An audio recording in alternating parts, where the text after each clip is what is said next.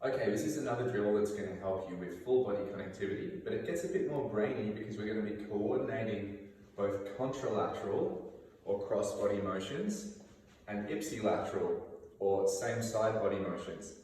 Now, just before we get into it, it's important that you understand that contralateral doesn't just mean opposite hand and foot. It's about how we're transferring force through the torso, counterlateral or diagonal.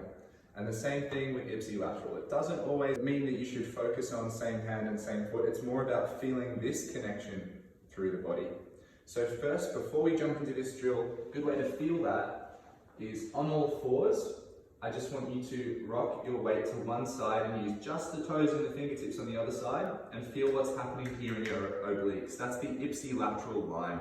Now if I do the same thing, but instead of lifting this leg, I lift this leg, I'm now diagonal, I can feel that contralateral line through my torso, okay?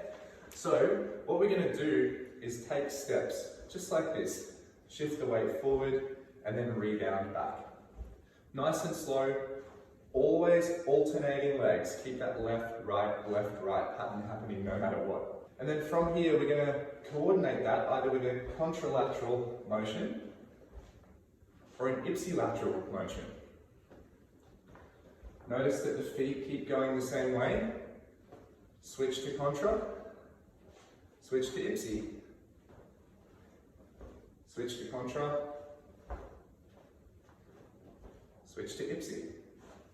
So, what you're going to do, ideally, is have a partner, and as your partner sees that you're stepping back, or that you've reached the peak of this weight shift, they're going to call contra, or they're going to call out ipsi. And the idea is that that gives you enough time, contra, to react on the next step with the appropriate motion. Ipsi. If you don't have a partner, you're just going to practice doing this yourself, finding this coordination, until ultimately you can start to speed it up. Contra. Ipsi. It was taught to me by Juan. Juan is a movement teacher in Melbourne. You can follow him at Juan Rueda, and he is full of incredible ideas, techniques, tools, and teachings.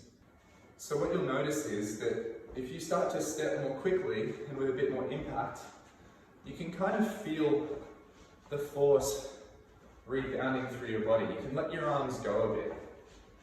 It's like elastic. And so when that happens, go with it. Relax into that elastic pulse that's traveling through your limbs and use it to help you rebound. This is when we start to train the connective tissues more with this style of training. We link up the relaxation with the rebound and we start to rely on fascia. And it gets really cool. You're connecting through. So you can imagine how if you're surfing, you've got your bottom turn, looking up at the lip, you just get a whip around. You get all kinds of things happening there, right? Contralateral moments, maybe of ipsilateral, where you're organizing over your back foot, but then you're loading up in contralateral again. With boxing, maybe you've got jab. What's a jab? Jab is ipsilateral, right? And you also have that moment of throw, release, the tension of contact. So timing, releasing the limbs is really important. You can think about them contralateral, what's happening.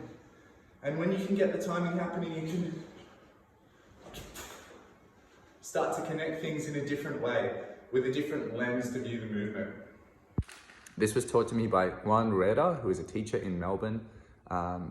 I met him through Ido Portal method classes, but prior to that, he was both a gymnast and a circus artist. Juan also plays the drums, so his sense of rhythmicality is huge, and he incorporates that into a lot of his teaching. And now he's broken away from Ido and is doing his own kind of thing. I highly recommend his classes. If you're around Moonee Ponds or the northern suburbs of Melbourne, check him out. You can follow him on Instagram at Juan Rueda, which is a bit of a play on his name. I hope you guys enjoyed this one. Practice it, make it flow in the body. Let me know how you find it.